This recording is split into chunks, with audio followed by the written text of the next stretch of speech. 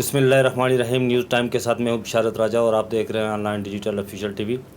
ناظرین، پاکستان اس وقت شدید ترین گرمی کی لپیٹ میں ہے۔ چولستان اور ڈیرہ بگٹی میں عوام جو ہے وہ پانی کی بوند بوند کو ترس گئے ہے، لیکن المیہ یہ ہے کہ ہمارے حکمران اس کی طرف توجہ دینے کی بجائے وہ اپنی سیاست میں مگن ہیں، سیاست کر رہے ہیں۔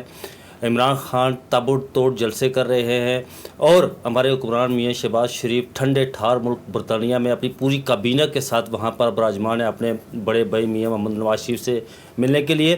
لیکن آج ان پر فرد جرم عائد ہونی تھی، تو وہاں پر جو ان کی استثناء کے لیے جو درخواست دی گئی اس میں یہ کہا گیا کہ میاں محمد شہباز شریف صاحب جو ہے وہ کینسر کے پیشنٹ ہیں اور وہ چیک اپ کے لیے لندن گئے ہوئے ہیں۔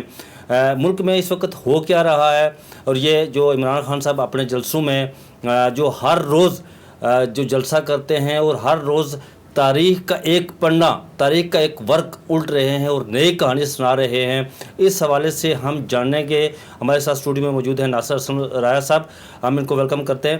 رایا صاحب، یہ بتائیں کہ ایک تو ملک میں شدید ترین گرمی ہے، پورا ملک گرمی کی لپیٹ میں ہے۔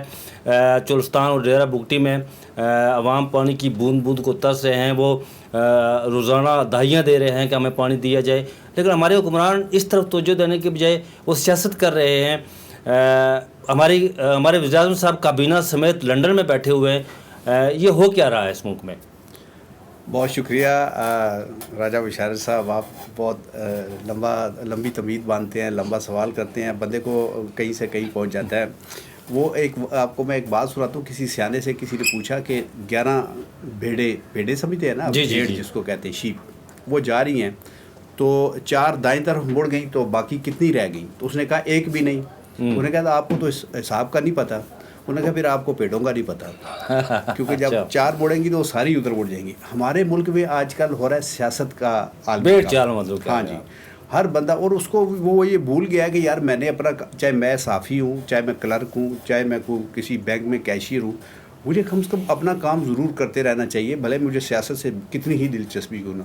تو ہم لوگ یہ بھول گئے ہیں کہ ہم نے یار اس ملک کو پانی بھی دینا ہے، اس ملک کو بجلی بھی دینی ہے اور پانی کی تقسیم بھی کرنی ہے۔ جو ان محکموں پہ بیٹھے ہیں تو وہ کوئی بھی نہیں یہ سوچ رہا، اور سب اپنی سروائیول کے لیے، اپنے اقتدار کے لیے، اپنی حکومتوں کی مضبوطی کے لیے، اپنی دیاڑ لگانے کے لیے لگے ہوئے ہیں۔ تو ایسے میں جو عوام کا ایک بہت ہی جو نچلا طبقہ ہے، جو بیچارہ اس انتظار میں ہوتا ہے کہ کچھ ایسی پالیسی بنے، کچھ ایسے فیصلے ہوں، کچھ مشکل فیصلے ہوں اور ہمارے تک بھی پانی پہنچے، ہمارے تک بھی خوراک پہنچے، ہمارے تک بھی اس کے اثرات اور ثمرات پہنچیں، تو وہ بیچارے انتظار ہی کرتے رہتے ہیں۔ تو اس میں یہ عجیب سے ایک صاحب ایک بات میں یہ سمجھ نہیں سکا کہ نون لیگ جب اپوزیشن میں تھی تو وزیر اعظم عمران خان جب حکومت میں تھے، عمران خان، تو اس وقت وہ انہوں نے پیٹرول جب مہنگا کر رہے تھے تو اس پر بڑا شور کرتے تھے۔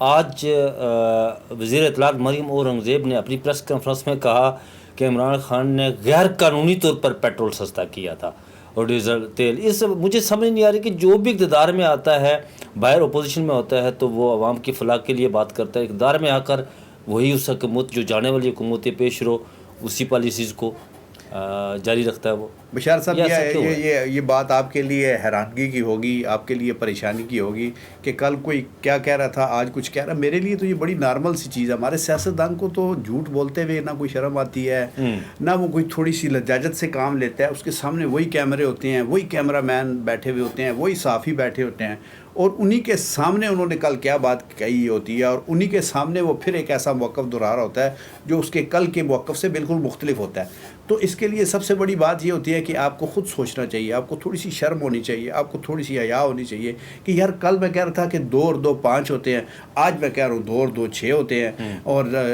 کسی کو کوئی پرواہ نہیں ہے، اور جو سامنے بھی بیٹھے ہوتے ہیں وہ بھی سارا ہلا رہے ہوتے ہیں۔ 2 اور 2 4 ہوتے ہیں، ہوتے تو 2 اور 2 4 ہیں نا، لیکن ہم اپنے فائدے میں دیکھتے ہیں کہ آج 2 اور 2 کتنے ہونے چاہیے، ٹھیک ہے؟ تو ہم اس کی گنتی، اس کی جمع تفریق اپنی مرضی کی کرتے ہیں، اور آنے والے کل کو پھر جب ہم دیکھتے ہیں کہ یار 2 اور 2 میں کہہ تو بیٹھا ہوں، نہیں، وہ پھر اس کو بالکل ایک نیا عادت بتا دیتے ہیں۔ اور نہ سامنے بیٹھے جو لوگ ہوتے ہیں جو اپنے آپ کو دانشور کہتے ہیں، جو اپنے آپ کو صحافی کہتے ہیں، ہماری طرح وہ بھی صحافی ہیں، وہ بیچارے صرف ایک ایسے کیمرے کی طرح ہیں جس کو بس آن کر دیا، اس نے ریکارڈنگ کی اور جا کے چلا دی۔ راجہ صاحب، عمران خان نے رات کو مردان میں بڑا تکڑا جلسہ کیا اور یہ کہا جاتا ہے کہ تاریخ کا بڑا جلسہ تھا. انہوں نے کہا کہ ہمارے خلاف جو سازش تیار کی گئی، اس سے پہلے انہوں نے جو اگلے دن جلسہ کیا تھا اس میں بھی یہ الفاظ دہرائے تھے کہ میں نے ان لوگوں کو کہا جو سازش روک سکتے تھے لیکن انہوں نے سازش نہیں روکی، اور ایک ایک میر جعفر صادق اور جو بھی وہ انہوں نے کہا کہ نقش ہے میرے دل پر. اب کیا سمجھتے ہیں کہ Imran Khan red line cross کر رہے ہیں؟ نہیں، یہ تو چیزیں اب سب کو پتہ چل گئی ہیں. اب تو کئی مرتبہ یہ دہرا چکے ہیں. کبھی اس طرف سے اس اینگل سے کہہ دیتے ہیں، کبھی اس اینگل سے کہہ دیتے ہیں، کبھی اس اینگل سے کہہ دیتے ہیں. جو سمجھ رکھنے والے ہیں وہ تو سمجھ جاتے ہیں. لیکن بات یہ ہے کہ یہ کرکٹ میچ کا وہ آخری اوور چل رہا ہے پاکستان کی سیاست میں، جس کے بارے میں لمحہ بلمحہ صورت حال تبدیل ہو رہی ہے، اور کسی وقت کوئی پتہ نہیں کہ کس بال پہ چھکا لگ جائے اور کس بال پہ کوئی کسی کی وکٹ اڑ جائے. اس لیے سب کو سارے اپنی اپنی زندگی کا، اپنی سیاسی زندگی کا بڑا جوا کھیل رہے ہیں. میرا اپنا یہ خیال ہے کہ عمران خان کی سیاست کا بھی یہ بڑا جوا ہے. یہ بالکل باہر ہو جائے گا یا وہ ایسا اندر ہوگا کہ ساری پالیسیاں اس ملک کی تبدیل ہو جائیں گی. بالکل ایک نیا اور فریش قسم کا نظام اس ملک میں آ جائے گا، یا یہ ہوگا کہ ایک مرتبہ پھر ہم غلاموں والی زندگی بسر کرنا شروع کر دیں گے. ایک مرتبہ پھر ہم دیکھیں گے کہ کب باہر سے ڈالر آئیں گے، کب باہر سے ریلیف ملے گا. ہم یہ نہیں سوچیں گے کہ ہم نے کیا کرنا ہے. تو ابھی یہ سب رجیم چینج کے حوالے سے جن لوگوں نے کردار ادا کیا، یہ بھی کہا جا رہا ہے کہ وہ اپنے دانت چبا رہے ہیں اس عمران خان کو نکال باہر کر کے. اس حوالے سے کیا کہ انہیں کہیں احساس ہے کہ ہم نے غلطی کی ہے؟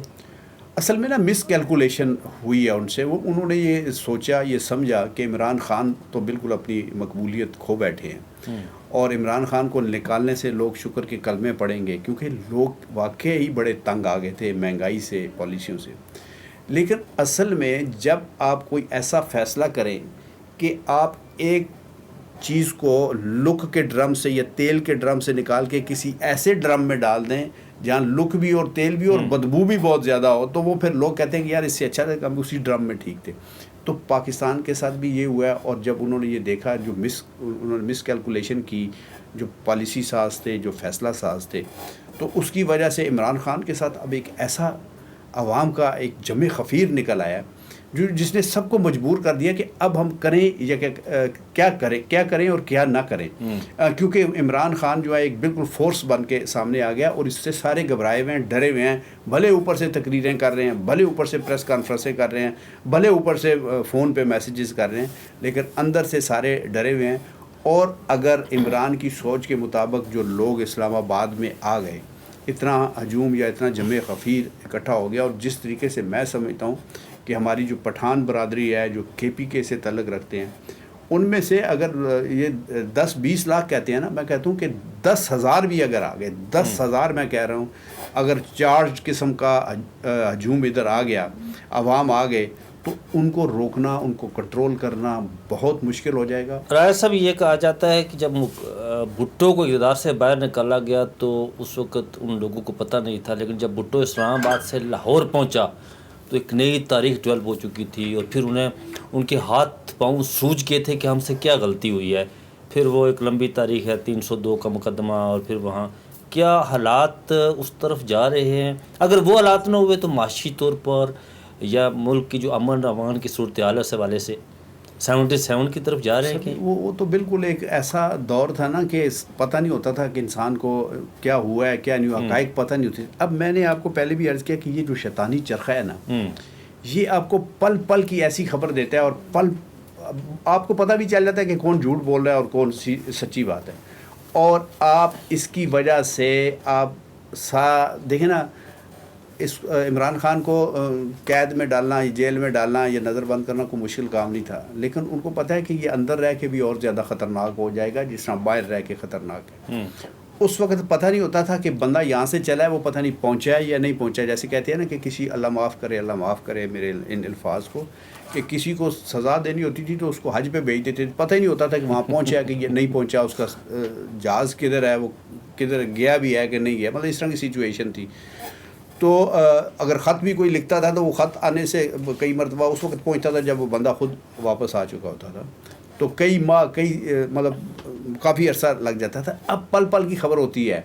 جیسے ایک جہاز ابھی کچھ دن پہلے یہاں سے اڑا, وہ پہلے یو کے گیا, لندن رکا اور پھر وہ واشنگٹن گیا. تو آپ کسی بھی جہاز, کسی بھی پرواز کو آپ کو اس کا نمبر پتہ ہو, ایک نمبر الاٹ ہوتا ہے کسی بھی سول ایوییشن کی طرف سے, آپ اس کو گوگل پہ جا کے ایڈ کریں تو آپ کو پتہ ہوتا ہے کہ وہ کہاں اڑا, کدھر رکا اور پھر کہاں گیا.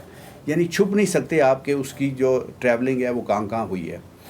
تو اسی طرح پاکستان میں بھی جو سیاسی لیڈر یا کوئی بھی شخص کہاں سے نکلتا ہے کہیں جاتا ہے. اب دیکھیں نا, اب آپ میں ان سے, یہ جو ہمارے جو کیمرہ مین غصے سے ہماری طرف دیکھ رہے ہیں کہ بہت ٹائم ہو گیا, اب ان سے میں اگر میرا جھگڑا ہو جاتا ہے, ہمیں نہیں پتہ, میں اپنا غصہ نکال رہا ہوں, اپنا غصہ نکال رہا ہوں, لیکن ایک کہیں نہ کہیں کیمرہ لگا ہوا ہے اور ہماری وہ حرکات و سکنات نوٹ کر رہا ہے, اور پھر جب یہ کہتے ہیں کہ میں نے کچھ نہیں کیا, میں کہتا ہوں میں نے کچھ نہیں کیا, تو وہ سب نظر آ جاتا ہے. یہی قدرت کا نظام ہے. قدرت نے ہمیں آج سے 1400 سال پہلے بتا دیا کہ آپ جو بھی کرتے ہیں وہ سارا کچھ ریکارڈ ہو رہا ہے اور سارا کچھ پتہ ہے, اور آئندہ آنے والے وقت میں جس کو ہم روز قیامت کہتے ہیں وہ سب کچھ آپ کے سامنے ہوگا. تو یہ اللہ تعالیٰ نے جاتے جاتے آخری سوال کے یہ باتیں چل رہی ہیں کہ اسٹیبلشمنٹ کا ایک بڑا حصہ عمران خان کے ساتھ ہے. لیفٹیننٹ جنرل عبد المجید ملک نے اپنی کتاب میں بھی وہاں موجود تھا, میں لکھا کہ راجہ طارق پرویز جو اس وقت سدرن کمانڈ کے کور کمانڈر تھے, وہ چیف آف آرمی اسٹاف کو بتائے بغیر انہوں نے نواز شریف سے اس وقت کے وزیر اعظم سے ملاقات کی تھی, تو چیف آف آرمی اسٹاف نے برطرف کر دیا تھا. اگر اس بات کو مان لیا جائے کہ اسٹیبلشمنٹ کا ایک بڑا حصہ عمران خان کے ساتھ ہے, تو پھر ہمارے چیف آف آرمی اسٹاف اور یہ ایک بڑا سوالیہ نشان ہے. اس پر بہت سارے سوالیہ نشان ہیں راجہ صاحب. اگر ہر سوال کا ہم جواب دینا شروع کر دیے تو کل ہمارے بارے میں بھی بہت سارے سوال اٹھ جائیں گے. لوگ کہیں گے یار کل تو ادھر بیٹھے تھے, آج کا ان کا کوئی پتہ نہیں ہے. بہت شکریہ راجہ صاحب. راجہ صاحب کا کہنا تھا کہ جی یہ اس وقت پاکستان میں جو حالات ہیں, ہر ایک اپنی سروائیول کی جنگ لڑ رہا ہے. یہ اصل میں اقتدار کی جنگ ہے, اور عوام کے حوالے سے ان کا کہنا ہے کہ کسی کو اس بات کا احساس نہیں, خیال نہیں کہ عوام کے فلاح کے لیے ہم نے کچھ کرنا ہے اور روزے قیامت ہم نے جواب دینا ہے. اپنا بہت سارا خیال رکھیے گا. بشارت راجہ کو اجازت دیجیے. اللہ حافظ.